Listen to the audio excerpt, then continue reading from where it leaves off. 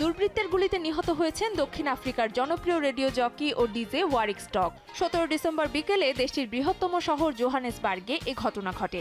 তিনি DJ Warsaw নামে বেশি পরিচিত ছিলেন। এই ঘটনায় দেশ জুড়ে শোক ও ক্ষোভ ছড়িয়ে পড়েছে। শহরের কেন্দ্রস্থলে এ হামলার ঘটনা ঘটে। পুলিশ জানায় 40 বছর বয়সী এই গণমাধ্যম ব্যক্তিত্বের কাছে 3 জন সন্দেহভাজন আসেন। তাদের একজন তাকে লক্ষ্য করে গুলি চালান। এরপর হামলাকারীরা পায়ে হেঁটে পালিয়ে যান। হামলার কারণ এখনো জানা যায়নি।